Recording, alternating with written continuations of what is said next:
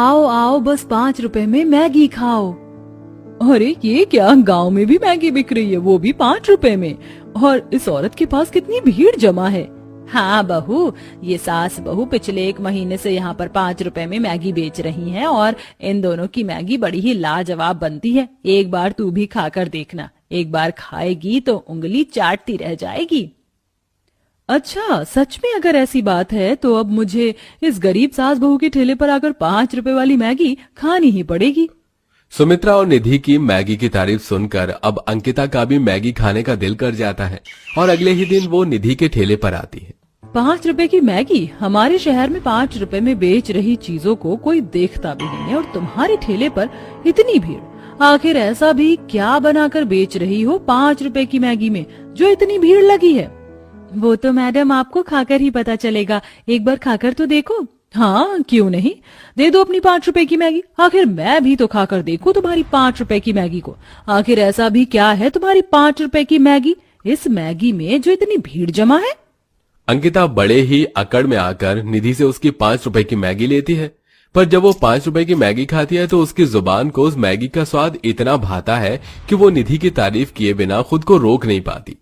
Hey, this Maggie is so tasty. I enjoyed eating it. I have never eaten such delicious Maggie even in the biggest restaurant.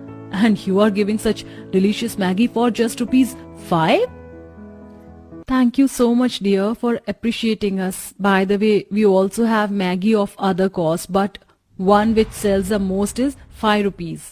अरे तुम्हें तो इतनी अच्छी English भी आती बोलनी। जब तुम इतनी पढ़ी लिखी हो तो फिर अपनी सास के साथ 5 रुपए की मैगी क्यों बेच रही हो? बेटा ये मैगी बेचना भी हमारी मजबूरी है, पर मेरी बहू ने 5 रुपए में मैगी बेचकर हमें इस मुसीबत से भी बाहर निकाला है। मजबूरी?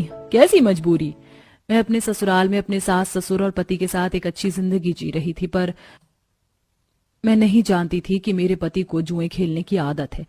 एक दिन जब हमारा पूरा परिवार एक साथ मैगी खा रहा था तो मेरे पति घबराए हुए मेरे पास आए। निधि, मुझे तुम्हारे कुछ गहने चाहिए। मैं उन गहनों को इन्वेस्ट करना चाहता हूँ, फिर बहुत जल्द हमारा खुद का बिजनेस होगा, फिर हमें पापा की पेंशन पर दिन नहीं गुजारने होंगे और मैं अपने घर वालों की सारी शिकायतें भी खत्म कर दूंगा। सूरज जी, मैं भगवान से प्रार्थना करूंगी आप जिस भी बिजनेस को चालू करने के लिए मेरे गहने ले रहे हैं, आपका वह बिजनेस तरक्की पर पहुंचे। रुकिए, मैं अभी आपको अपने सारे गहने देती हूँ।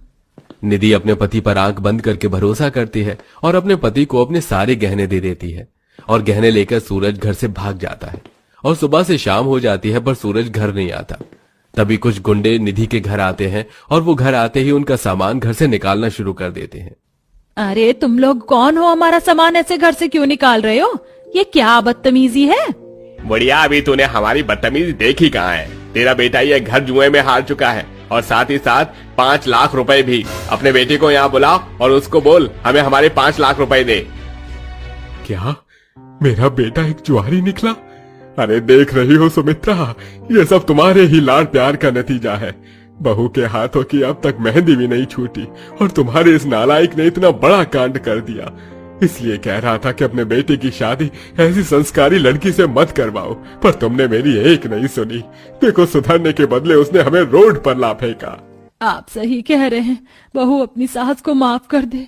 मुझे तेरी शादी अपने नालायक बेटे से नहीं करनी चाहिए थी। जी पापा जी, आप सब खुद को दोषी क्यों ठहरा रहे हैं? ये तो मेरी किस्मत थी। चलिए यहाँ से चलते हैं, अब ये हमारा घर नहीं है। निधि अपने सास ससुर के साथ अपना सारा सामान लेकर रोड पर आ जाती है, जहां वो देखती है कि कुछ लोग मोमोज गोलगप्पे की छोटी सी रेडी लगाकर उसे बेच रहे हैं।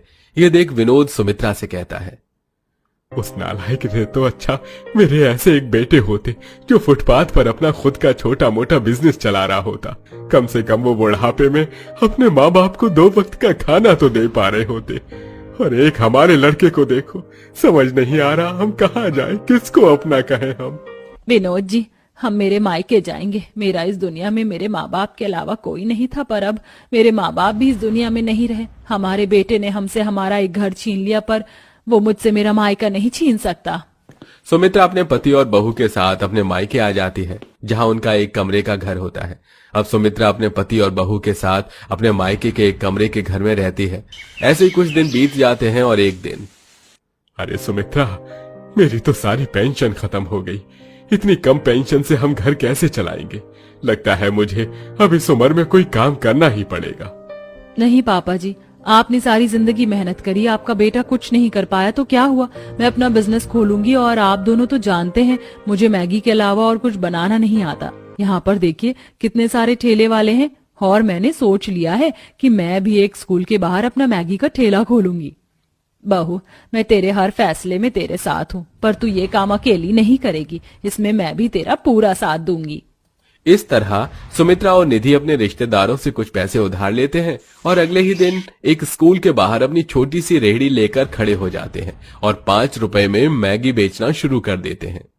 आंटी मेरे पास सिर्फ 5 रुपए, आप मुझे 5 रुपए में मैगी दोगे क्या? हाँ बेटा, क्यों नहीं, हमारी मैगी तो सिर्फ 5 रुपए में ही बिक रही है। अरे देखो, हमारे गांव में भी अब मैगी बिकने लगी है। अब हमें मैगी खाने के लिए ना तो दूर जाना पड़ेगा और ना ही अपना मन मारना पड़ेगा। चलो इन सास बहू की मैगी ट्राई करते हैं। देखते ही देखते कुछ ही मिनट में निधि और सुमित्रा के ठेले पर ग्राहकों की भीड़ जमा हो जाती है। बहू, मुझे तो लगा था आज पहला दिन है, बिल्कुल कमाई नहीं होगी, पर तूने बिल्कुल सही फैसला लिया स्कूल के बाहर मैगी बेचने का। यहाँ मैगी बेचने से हमें कितना फायदा हो रहा है। पहले ही दिन हमारे पास ग्राहकों की कितनी भीड़ जमा है।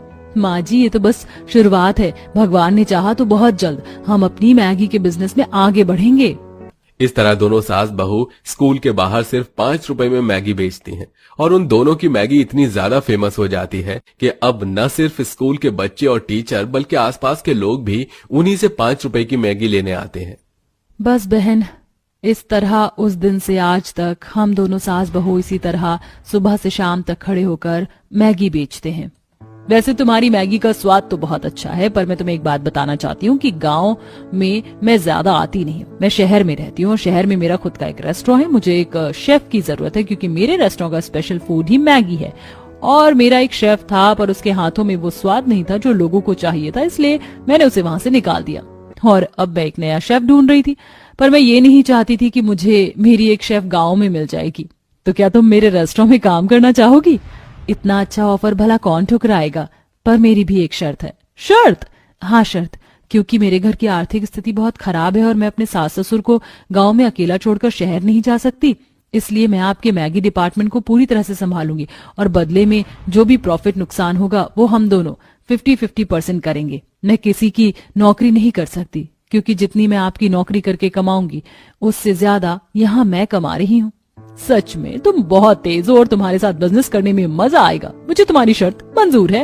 अरे मैडम, अगर आप दोनों की बातें हो गई हो तो अब मेरी मैगी बना दो।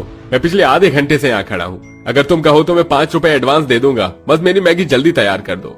हाँ भैया, क्यों नहीं। बहू, तुम दोनों अपनी बिजनेस की बातें साइड में होकर करो, मैं यहाँ कस्टमर को हैंडल करती हूँ।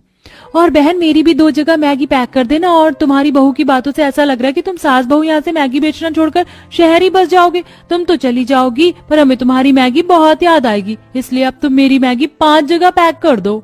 अनीता साइड में जाकर निधि से बिजनेस डील करती है और बहुत जल्द निधि अपने ससुराल वालों के साथ शहर जाती है, जहां वो अंकिता के मैगी डिपार्टमेंट को संभालती है और हर महीने वो जो भी प्रॉफिट कमाती है उसका 50% अंकिता को देती है। इस तरह अंकिता और निधि दोनों का ही मैगी का बिजनेस अच्छा चल पड़ता है। वैसे दोस्तों, आपको किस तरह की मैगी